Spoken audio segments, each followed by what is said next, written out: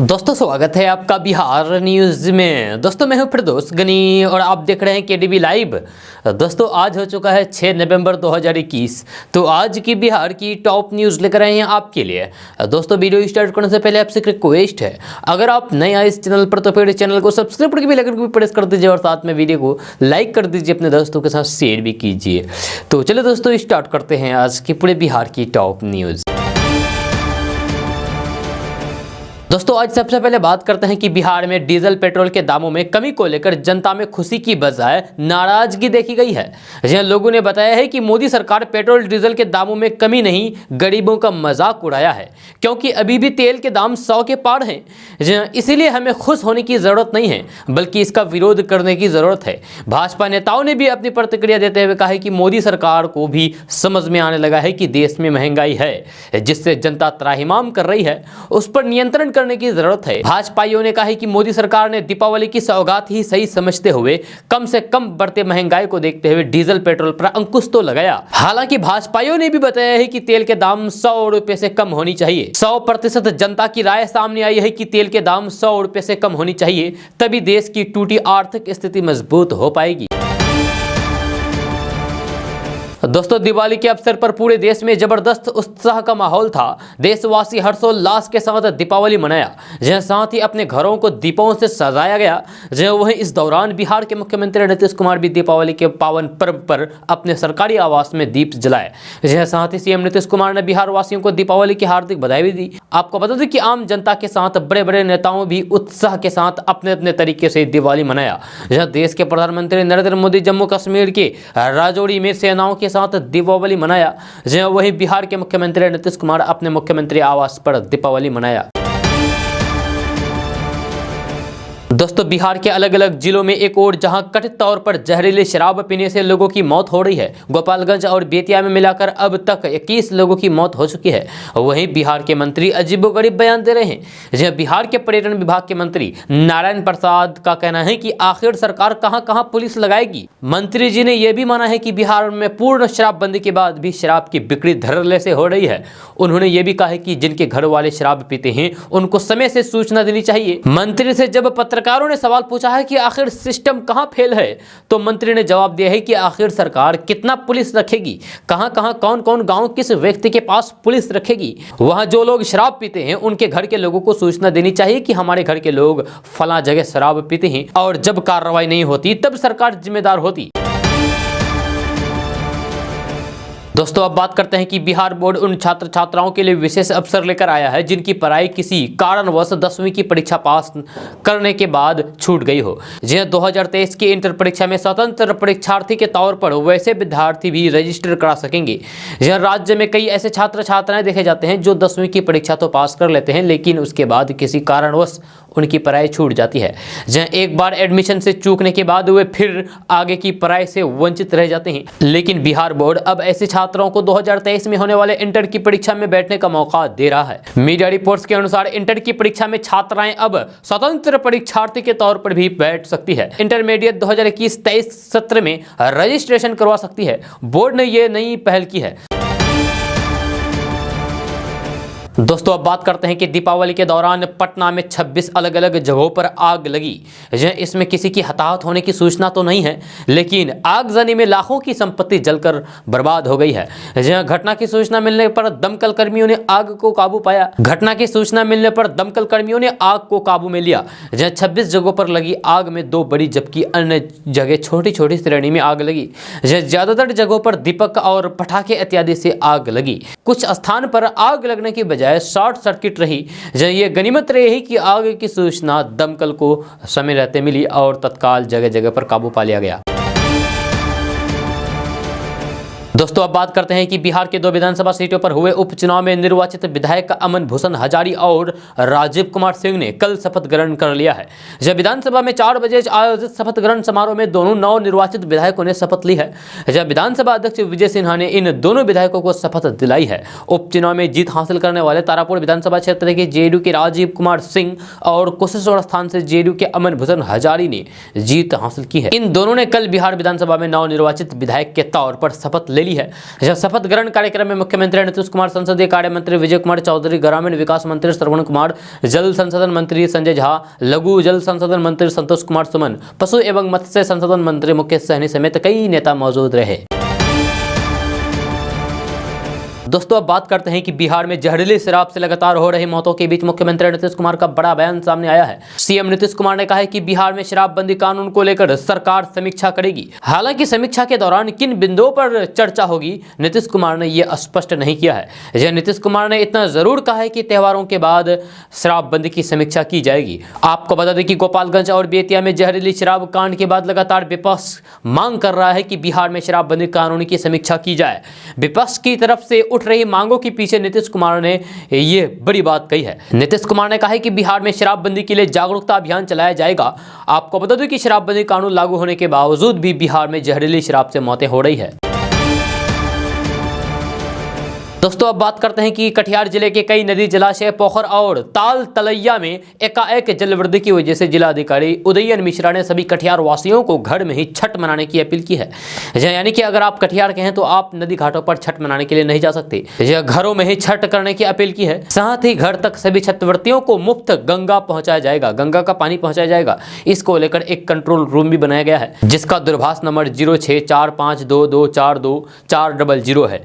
इस phone number पर कोई भी छठव्रती फोन करके अपने घर पर गंगा जल मंगा सकते हैं फ्री में।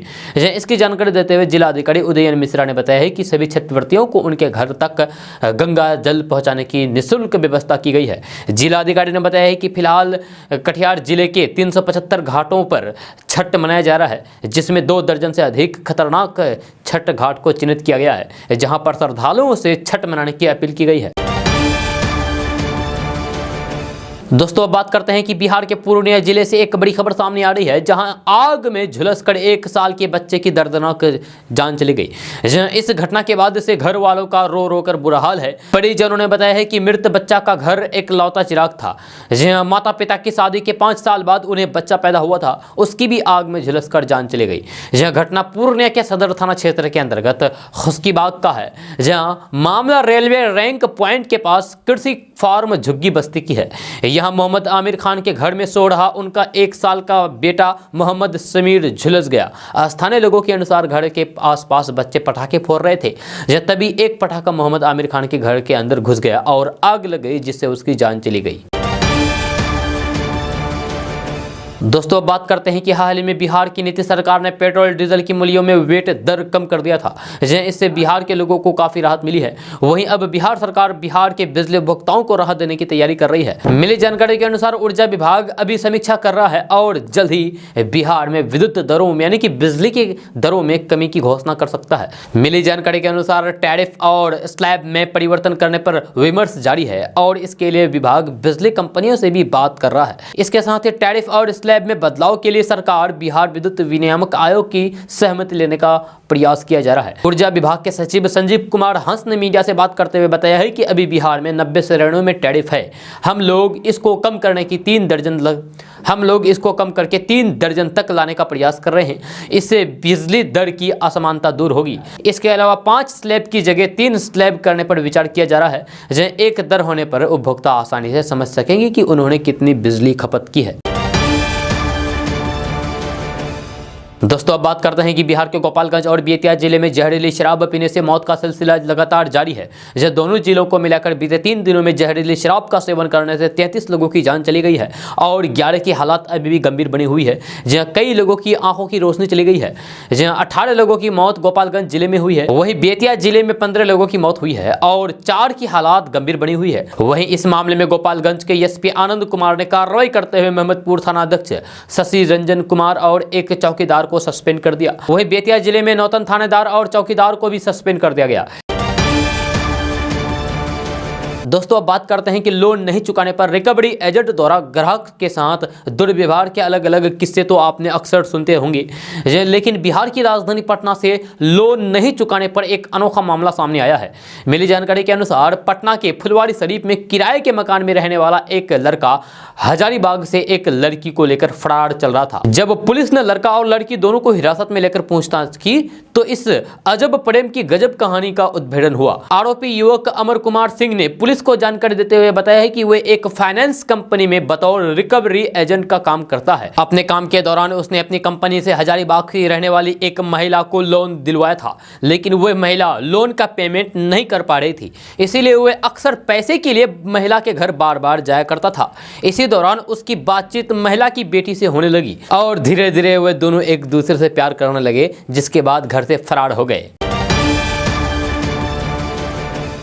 दोस्तों अब बात करते हैं कि 3 कृषि कानूनों के खिलाफ चल रहा किसान आंदोलन दिवाली के बाद और तेज होने वाला है। आंदोलन में हिस्सा ले रहे किसान संगठनों ने अब आंदोलन को लेकर निर्णायक कदम उठाने के संकेत दिए हैं। ऐसी जानकारी सामने आई है कि आंदोलन से जुड़े हरियाणा के किसान संगठन जल्द ही ईस्टर्न पेरीफेरल एक्सप्रेस वे पर जाम कर सकते हैं।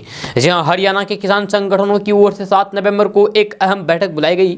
जहां हरियाणा के किसान नेता गुरनाम सिंह चरूनी ने इस बैठक के बारे में जानकारी दी है। गुरनाम सिंह चरूनी ने यह स्वीकार किया है कि अब उनके ऊपर बड़ा फैसला लेने का दबाव है। आंदोलन की अगुवाई कर रहे संयुक्त किसान मोर्चा पर भी किसानों का दबाव साफ देखने को मिल रहा है। संयुक्त किसान मोर्चा का कहना है कि 9 नवंबर को होने वाली मीटिंग में आंदोलन को और बढ़ाने की रणनीति पर विचार किया जाएगा। दोस्तों अब बात करते हैं कि बिहार में दहेज के लिए महिला पुलिस की हत्या का मामला सामने आया है। जहां घटना खगड़िया जिले का है। जब ससुराल वाले दहेज में बुलेट बाइक की मांग कर रहे थे, लेकिन लड़की वाले जब उनकी मांगों को पूरी नहीं कर सके तो फिर उन लोगों ने ही हत्या कर दी। प्रतीक्षा रोहतास में तैनात थी, उसके पति सेना में है। दरअसल खगड़िया जिले के मड़िया ओपी के अंतर्गत अरड़िया गांव में दहेज को लेकर विवाहित महिला सिपाही प्रतीक्षा कुमारी की हत्या कर दी गई। यह घटना बीते गुरुवार की बताई जा रही है। जब मृतका परीक्षा के परिजनों ने बताया है कि प्रतीक्षा रोहतास जिले के डेहरी अनसोन में बिहार पुलिस में सिपाही पद पर कार्यरत थी, जो बीते 24 अक्टूबर को करवा चौथ के दिन मरैया ओपी के अरड़िया गांव अपने ससुराल आई थी। उसका पति आर्मी में जवान अंकित कुमार भी घर पहुंचा था। ससुराल वालों ने दहेज के कारण उसकी हत्या कर दी। यह परिजनों ने बताया है कि पति और ससुराल वाले बुलेट बाइक की मांग पहले से ही कर रहे थे। दोस्तों राम भक्तों के लिए अयोध्या से एक बड़ी खबर सामने आई है। जी अयोध्या में राम मंदिर निर्माण का कार्य जोर शोर से जारी है। इसी कड़ी में इसके नींव का काम पूरा होने की संभावना है और 2023 से राम मंदिर में श्रद्धालु पूजा अर्चना कर पाएंगे। राम जन्मभूमि तीर्थ क्षेत्र ट्रस्ट के महासचिव चंपत राय के सहयोगी के तौर पर मंदिर निर्माण का कार्य देख रहे विश्व हिंदू परिषद के केंद्रीय सह मंत्री गोपाल ने बताया है कि मंदिर की बुनियाद का काम लगभग पूरा होने जा रहा है। उन्होंने बताया है कि ट्रस्ट का प्रयास है कि दिसंबर 2023 तक मंदिर को भक्तों के लिए खोल दिया जाएगा। इससे पहले राम मंदिर निर्माण का कार्य संपन्न करके भगवान को वहां विराजमान करने का लक्ष्य है। दोस्तों अब बात करते हैं कि दीपावली से पहले मोदी सरकार ने पेट्रोल और डीजल पर उत्पाद शुल्क में भारी कटौती की है, जिससे आम लोगों को बड़ी राहत मिली है। जहां पेट्रोल पर उत्पाद शुल्क में 5 रुपया और डीजल पर 10 रुपये प्रति लीटर की कटौती की घोषणा की गई है। इसके बाद कई राज्यों में वेट में भी कटौती की घोषणा की है, लेकिन इस कटौती के बाद भी देश में पेट्रोल और डीजल काफी महंगा है। कई राज्यों में पेट्रोल डीजल की कीमत अब भी 100 रुपए के पार है। ऐसे में मोदी सरकार पेट्रोल और डीजल की कीमत में कमी लाने के लिए एक और कदम उठा सकती है। दरअसल मोदी सरकार एक खास प्लान पर काम कर रही है, जिससे जनता को फायदा होगा, क्योंकि उनकी कार करीब 60 रुपए की लागत वाले तेल से चलेगी। तो आइए जानते हैं कि क्या है सरकार का प्लान। तो दरअसल केंद्र सरकार फ्लेक्स फ्यूल पर काम कर रही है। इससे महंगे पेट्रोल डीजल से छुटकारा मिल जाएगा और आम जनता को भारी कीमत नहीं चुकानी पड़ेगी। आपको बता दूं कि हाल ही में केंद्रीय सड़क परिवहन और राष्ट्रीय राजमार्ग मंत्री नितिन गडकरी ने कहा था कि पेट्रोल डीजल की बढ़ती कीमतों का मुकाबला करने का एकमात्र तरीका आयातित ईंधन पर देश की निर्भरता को समाप्त करना और फिर भारत में वैकल्पिक ईंधन का निर्माण करना है। उन्होंने बताया है कि हम 80% ईंधन का आयात करते हैं। मैं फ्लेक्स इंजन पेश कर रहा हूँ। फ्लेक्स इंजन बाइक और स्कूटी, यानी कि आप 100% पेट्रोल और या फिर 100% एथेनॉल का इस्तेमाल कर सकते हैं। दोस्तों बिहार में जहरीली शराब से मौत को लेकर सियासत तूफान पर है।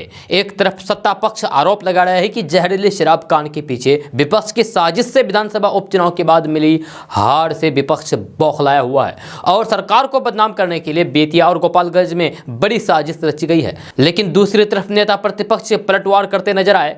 जहां उन्होंने मुख्यमंत्री नीतीश कुमार से सवाल पूछा है कि जहरीली शराब के मामले में उन्होंने अपने मंत्री के भाई के ऊपर एक्शन क्यों नहीं लिया। तेजस्वी यादव नीतीश सरकार पर निशाना साधते बताते हुए कहा कि शराबबंदी पर ध्यान देने वाले नेता जहरीली शराब से मौत होने पर चुप बैठे हैं। बिहार में 50 से ज्यादा मौतें 3 दिन के अंदर हो चुकी है, लेकिन नीतीश जी शराब माफिया और उनके साथ मिली भगत करने वाले प्रशासन और पुलिस के लोगों पर कार्रवाई करने के बजाय पीने वाले लोगों को सबक सिखाने की धमकी दे रहे हैं। इसके साथ ही तेजस्वी यादव ने नीतीश कुमार का एक वीडियो भी ट्वीट किया है, जहां मुख्यमंत्री नीतीश कुमार इस वीडियो में जनता दरबार कार्यक्रम के बाद शराब पीने वाले लोगों को नसीहत देते हुए नजर आ रहे हैं। तेजस्वी यादव यहीं पर नहीं रुके, उन्होंने नीतीश कुमार के साथ वीडियो में नजर आ रहे मंत्री रामसूरत राय को लेकर भी तंज कसा है।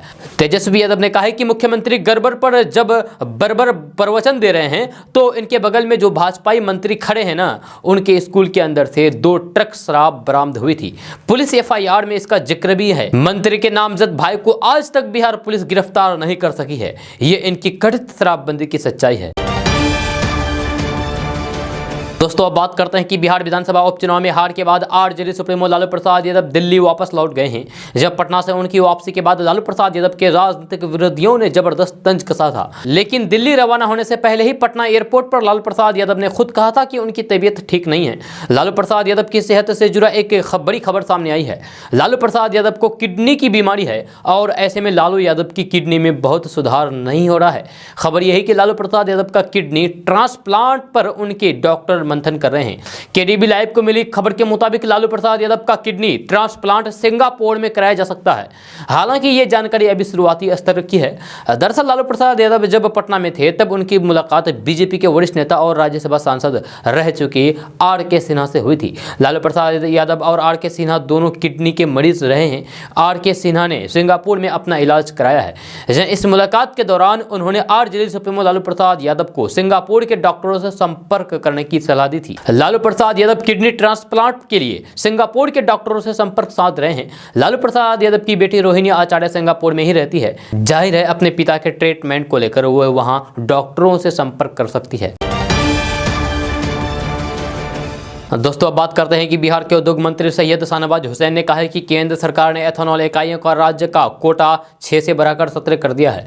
इन इकाइयों की उत्पादन क्षमता 36 करोड़ लीटर और 3400 करोड़ रुपए लागत है। मंत्री शाहनवाज हुसैन ने कहा कि 17 इकाइयों के लिए चुने गए जिले मुजफ्फरपुर, भोजपुर, नालंदा, पूर्णिया, बक्सर, बेगूसराय, मधुबनी, गोपालगंज, पूर्वी चंपारण और भागलपुर है। ये जिले प्रचुर मात्रा में पानी और सस्ते श्रम के अलावा गन्ना, मक्का, चावल के उत्पादनों के लिए जाने जाते हैं। उन्होंने कहा कि फिलहाल 38 में से 10 जिलों को एथेनॉल उत्पादन इकाइयों के लिए चुना गया है, लेकिन अन्य जिलों को भी कवर किया जाएगा, क्योंकि 151 कंपनियों द्वारा जमा की गई कुल 30,000 करोड़ रुपए की परियोजना पाइपलाइन में है।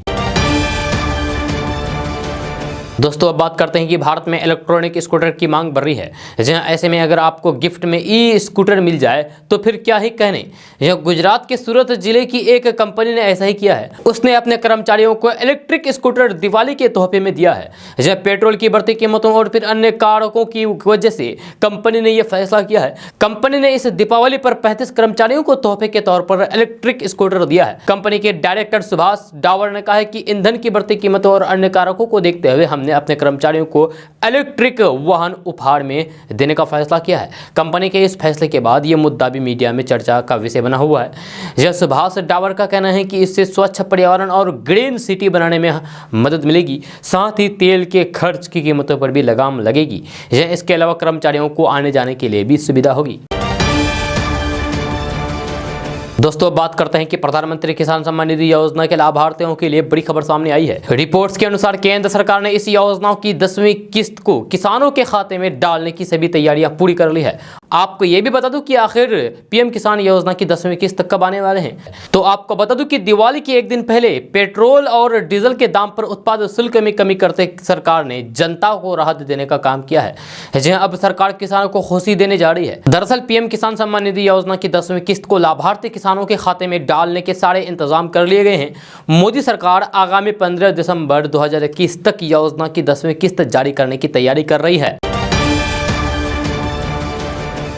दोस्तों बिहार सरकार ने बिहार के ग्रामीण इलाकों की तस्वीर बदलने के लिए बड़ा फैसला किया है। नीतीश कैबिनेट की महत्वपूर्ण फैसले में ये तय हुआ है कि बिहार के 20 जिलों के ग्रामीण इलाकों में वे तमाम सुविधाएं आने वाले समय में विकसित किया जाएगा जो सुविधाएं शहरी इलाकों में होती है। बिहार सरकार की ये योजना अगर धरातल पर उतर गई तो बिहार का ना सिर्फ शहरीकरण तेजी से होगा बल्कि ग्रामीण इलाकों की तस्वीर भी बदल जाएगी। कैबिनेट विभाग के अपर मुख्य सचिव संजय कुमार ने जानकारी देते हुए बताया है कि 20 शहरीकरण योजना को मंजूरी दे दी गई है, जिससे शहरों के निकट के ग्रामीण इलाकों में भी शहरी सुविधाओं का विकास होगा ताकि भविष्य में ग्रामीण इलाकों भी मूल शहर का हिस्सा बन सकते हैं। इस योजना के तहत शहरों के विस्तारीकरण की योजना में शामिल होने की पात्रता रखने वाले जिला हिस्सा होंगे। इस योजना में जिन 20 जिलों को शामिल किया गया है, बक्सर, किशनगंज, कटिहार, सासाराम, डेहरी, मोतिहारी, औरंगाबाद, हाजीपुर, जमुई, सिवान, बेतिया, बगहा, लखीसराय, खगड़िया, अररिया, फारबिसगंज, सीतामढ़ी, मधुबनी, शिवहर और भभुआ जिला शामिल है। जब बिहार सरकार के पंचायती राज मंत्री सम्राट चौधरी ने एक न्यूज चैनल से बातचीत में बताया है कि बिहार में शहरीकरण को बढ़ावा देने और फिर ग्रामीण इलाकों की तस्वीर बदलने के लिए बिहार सरकार ने मास्टर प्लान तैयार कर लिया है, जो आत्मनिर्भर बिहार के लिए बेहद जरूरी है। इसी को देखते हुए बिहार कैबिनेट की बैठक में यह निर्णय लिया गया है, यानी कि यह फैसला लिया गया है कि शहरीकरण को बढ़ावा दिया जाएगा, लेकिन तय हुआ है कि ग्रामीण इलाकों को सुंदर और व्यवस्थित किया जाए और उन तमाम सुविधाओं को ग्रामीण इलाकों तक पहुंचाया जाए जो शहरों में उपलब्ध है। दोस्तों, अब बात करते हैं कि दुनिया कब खत्म होगी, प्रलय कब आएगी, धरती का खात्मा कब होगी। ऐसे सवालों का सही जवाब आज तक कोई नहीं दे पाया है। हालांकि इस रहस्य को लेकर अक्सर कयासबाजी जरूर होती रहती है, जब वैज्ञानिकों के अलावा ऐसी पहेलियों को सुलझाना आसान नहीं होगा। इस बीच वैज्ञानिकों ने दुनिया की वर्तमान हालात और पर्यावरण को लेकर चिंता जताते हुए एक बार फिर से कुछ अनुमान लगाया है। जहाँ समंदर के बढ़ते जलस्तरों के बीच दुनिया के कई शहरों के डूबने की चेतावनी कई बार जारी हो चुकी है। इस सूची में मुंबई समेत भारत के कई शहर भी शामिल है, जहां वही ग्लेशियर के पिघलने और फिर कोरोना महामारी जैसे आपदाओं के बीच धरती और भविष्य में और भी खतरे का अंदेशा जताया गया है। दरअसल वैज्ञानिकों ने इस सदी के अंत तक धरती पर भयानक आपदाओं आने की बात कही है। साइंस वर्ल्ड से जुड़ी दुनिया के सबसे बड़े मैगजीन नेचर ने हाल ही में एक सर्वे कराया था, जिसमें दुनिया के टॉप साइंटिस्ट ने हिस्सा लिया। IPCC की क्लाइमेट रिपोर्ट बनाने वाले वैज्ञानिक ने इस शोध में चेतावनी दी है कि जिस तरीके से ग्लोबल वार्मिंग बढ़ी है, उस हिसाब से साल 2100 तक धरती पर भयानक बदलाव होंगे, जो किसी प्रलय से कम नहीं होंगे। IPCC की क्लाइमेट रिपोर्ट को दुनिया के 234 साइंटिस्ट ने मिलकर बनाया है। रिसर्च में शामिल एक रिसर्चर पाओला एयास के मुताबिक कि जितनी तेजी से दुनिया बदल रही है, लोगों की जरूरतें बदल रही है, प्राकृतिक संसाधनों का दोहन हो रहा है, प्रदूषण और गर्मी बढ़ रही है, उस हिसाब से तो जीना मुश्किल होने वाला है। उसकी रफ्तार के हिसाब से धरती को बचाया नहीं जा सकता है। जब प्राकृतिक आपदाओं के चलते सामूहिक स्तर पर लोग विस्थापित हो रहे हैं। IPCC की क्लाइमेट रिपोर्ट में जो बातें कही गई है, उसके हिसाब से इंसानों के पास धरती को बचाने के लिए ज्यादा समय नहीं बचा है। दोस्तों, केंद्र सरकार की ओर से पेट्रोल डीजल पर उत्पाद शुल्क में कटौती किए जाने के बाद शिवसेना के वरिष्ठ नेता संजय राउत ने गुरुवार को मोदी सरकार पर तंज कसा है। शिवसेना नेता संजय राउत ने कहा है कि अगर पेट्रोलियम उत्पादकों की कीमत 50 रुपए से भी नीचे लानी है तो बीजेपी को पूरी तरीके से हराना होगा। उन्होंने कहा कि महंगाई की वजह से आम लोग काफी परेशान हैं। शिवसेना नेता और राज्यसभा सदस्य संजय राउत ने मीडिया से बात करते हुए मोदी सरकार पर निशाना साधते हुए लपेटते हुए कहा कि पेट्रोल डीजल की कीमत 100 रुपए से ऊपर बढ़ाने के लिए किसी को भी बहुत कठोर होना पड़ता है। जहां उन्होंने कहा कि उपचुनाव में बीजेपी की हार के बाद मोदी सरकार ने पेट्रोल की कीमत में 5 रुपए की कमी कर दी है। अगर कीमत को 50 रुपए से भी नीचे लाना है तो फिर बीजेपी को पूरी तरीके से पूरे भारत से साफ करना होगा। शिवसेना नेता संजय राउत ने दावा करते हुए कहा कि लोगों को दिवाली मनाने के लिए कर्ज लेना पड़ा है और महंगाई की वजह से उत्सव का कोई माहौल नहीं है। आपको बता दें कि सरकार ने आम लोगों को महंगाई से कुछ राहत देने के लिए बुधवार को महत्वपूर्ण कदम उठाया, जब पेट्रोल डीजल के दाम रिकॉर्ड स्तर पर पहुंचने के बाद देश ने पेट्रोल और डीजल पर उत्पादक शुल्क में कम से कम 5 रुपए और 10 रुपए घटाया है। दोस्तों, अब बात करते हैं कि छठ पर्व पर गांव आना अब की बार प्रवासियों के लिए आसान नहीं है। किराए आसमान पर तो है ही, लेकिन हाथ में पैसे के बावजूद भी लोगों को सीटें नहीं मिल पा रही है। जब बस, रेल और फ्लाइट सब सीटें फुल हो चुकी है। मिली जानकारी के अनुसार नई दिल्ली से दरभंगा आने वाली बिहार संपर्क क्रांति में 17 दिसंबर तक आरक्षण उपलब्ध नहीं है। वही स्वतंत्रता सेनानी में 14 दिसंबर तक तथा पवन एक्सप्रेस में मुंबई से इधर आने के लिए 9 दिसंबर तक आरक्षण उपलब्ध नहीं है। इसी तरीके से बेंगलुरु से आने वाली ट्रेनों में 7 दिसंबर तक तथा गरीब रथ में 7 दिसंबर तक तक स्लीपर में आरक्षण उपलब्ध नहीं है। ऐसे में परदेशी विभिन्न महानगरों से छठ पर्व मनाने अपने घरों तक आने के लिए दूसरे विकल्पों पर ही आश्रित हो सकते हैं। जहां दूरगामी ट्रेनों में आरक्षण नहीं मिलने की स्थिति में आम लोग बसों की ओर जा रहे हैं, लेकिन वहां भी सीटें उपलब्ध नहीं हैं। जो लोग महानगरों से अपने अपने गांव आना चाहते हैं उन्हें भी निराशा हाथ लग रही है। एक तो बसों का किराया ट्रेन से अधिक है, ट्रेन वाली सुविधा भी बसों में उपलब्ध नहीं हो पाती है। कई लोग बसों से घर पहुंचते पहुंचते बीमार भी हो जाते हैं। दोस्तों, अब बात करते हैं कि हर किसी का सपना होता है कि वे अच्छे और आलीशान घर में रहे। हर इंसान चाहता है कि उसका अपना घर हो तथा उसमें खूब सारी रहने की जगह हो। हर किसी का सपना होता है कि उसका घर ऐसी जगह हो जहां हरियाली हो तथा सूरज की रोशनी वहां आती रहे, जिससे कि वे अपने घर में सुकून से रह सके। जहां आपको जानकर हैरानी होगी कि इस धरती पर एक ऐसा गाँव है जहाँ के लोग पिछले 7 सालों से घोंसले में रहते हैं। यह एकदम चिड़ियों के घोंसलों की तरह ही दिखता है। आपको जानकर हैरानी होगी कि ये लोग 1-2 साल से नहीं बल्कि कई पीढ़ियों से यहाँ घरों में रहते हैं, इस घरों में रहते हैं। ऐसा गांव ईरान में है, जहाँ ईरान के कंदोवन गांव में लोग घोंसला नुमा घरों में रहते हैं। अपनी अजीबोगरीब परंपरा के लिए ये गांव और यहाँ रहने वाले लोग दुनिया भर में मशहूर हैं। इस गांव के लोग पक्षियों की तरह घोंसला बनाकर रहते हैं। आप भले ही इन घरों को आम समझते हैं, लेकिन इस घर की खासियत जानकर आप हैरान रह जाएंगे। जी हाँ, इस घर में सर्दियों में गर्मी और गर्मियों में ठंडी रहती है। ये घर देखने में भले ही अजीब लगे, लेकिन रहने में काफी आरामदायक है। इस घर के सामने एसी रूम फेल है। ये गांव 700 साल पुराना है। यहाँ रहने वाले लोग ना हीटर का इस्तेमाल करते हैं और ना ही एसी का इस्तेमाल करते हैं। यहाँ गर्मी के मौसम में ठंडी रहती है, जबकि सर्दी में गर्मी रहती है। अब आप सोच रहे होंगे कि इन घरों का निर्माण कैसे और क्यों हुआ, तो आपको बता दूं कि यहाँ रह रहे लोगों के पूर्वजों ने मंगलों के हमलों से बचने के लिए ये घर बनाए थे। जहाँ कंदोवन के प्रारंभिक निवासी यहाँ हमलावर मंगलों से बचने के लिए आए थे, जहाँ वे यहाँ छिपने के लिए ज्वालामुखी चट्टानों में ठिकाने खोदा करते थे तथा वहीं उनकी अस्थायी घर बन जाता था। जहाँ दुनिया भर में यह गाँव अपने अनोखे घरों के लिए जाना जाता है।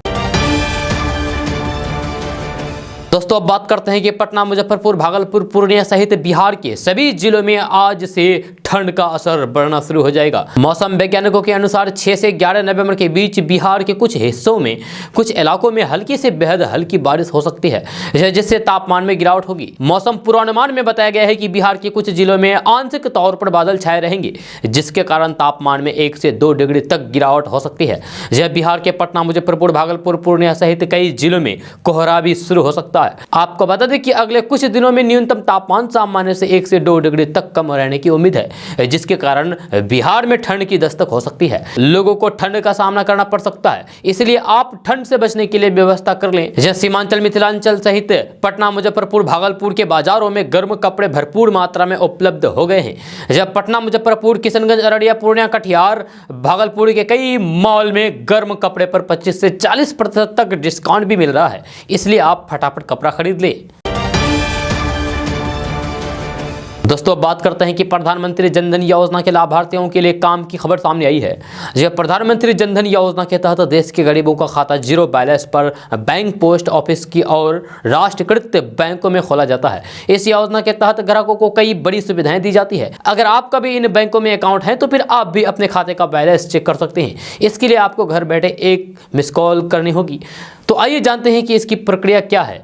तो अगर आपका खाता SBI में है तो आप इस नंबर है 1800112211 पर कॉल कर सकते हैं। पंजाब नेशनल बैंक में खाता रखने वाले ग्राहक अपने रजिस्टर्ड मोबाइल नंबर से 1800112223 या फिर 012023033090 पर मिस कॉल करके SMS के जरिए अपने खाते का बैलेंस जान सकते हैं। अगर आपका खाता ICICI बैंक में है तो फिर बैलेंस जानने के लिए 9594612612 पर मिस कॉल कर सकते हैं। इसके अलावा ग्राहक अपने खाते के बैलेंस की जानकारी जानने के लिए IBAL लिखकर 9215676766 पर मैसेज भेजकर बैलेंस जान सकते हैं।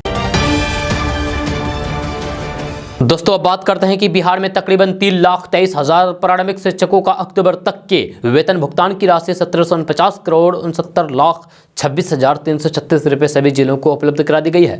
जहां बिहार शिक्षा परियोजना परिषद के राज्य परियोजना निदेशक श्रीकांत शास्त्री ने 24 घंटे के अंदर शिक्षकों को वेतन भुगतान सुनिश्चित करने का आदेश सभी जिला शिक्षा अधिकारियों को एवं जिला कार्यक्रम पदाधिकारियों को दे दिया है। ये बिहार के इन शिक्षकों को मुख्यमंत्री नीतीश कुमार की सरकार द्वारा दीपावली गिफ्ट से कम नहीं है। दोस्तों अब बात करते हैं कि बिहार में काहे की शराबबंदी से फायदा ही क्या है, ये सवाल अब तेजी से उठने लगी है। जिस तरीके से शराब की सप्लाई हो रही है और जहरीली शराब से लोगों की मौत हो रही है, उससे प्रमाणित हो गया है कि शराबबंदी अब नीतीश सरकार के बूते के बाहर हो गई है। शराब माफिया और अधिकारियों का गठजोड़ मालामाल हो रहा है और जान गरीब जनता की जा रही है। जहां भी शराब से मौत हो रही है वहां के लिए थानेदार को बलि का बकरा बना दिया जाता है। जहां भी जहरीली शराब से मौत हो रही है वहां सीधे थानेदार को दोषी मान लिया जाता है और सीधे सस्पेंड कर दिया जाता है। लेकिन बड़े अधिकारी और उत्पाद विभाग के अधिकारी बच जाते हैं। गोपालगंज और बेतिया में पिछले कई दिनों से कम 50 लोगों की जान चली गई है। जहरीली शराब के कारण गोपालगंज के महमदपुर थाना क्षेत्र में जहरीली शराब पीने से 18 लोगों की मौत हुई। जब वहीं कई की हालात अभी भी गंभीर बनी हुई है। कई लोगों की आंखों की रोशनी चली गई है, अंधे हो गए हैं। इस आरोप में थानेदार को सस्पेंड कर दिया गया है। दोस्तों अब बात करते हैं कि बिहार के सीमांचल मिथिलांचल सहित पूरे बिहार सहित पूरे देश भर में 6 नवंबर को भाई दूज का त्यौहार मनाया जाएगा।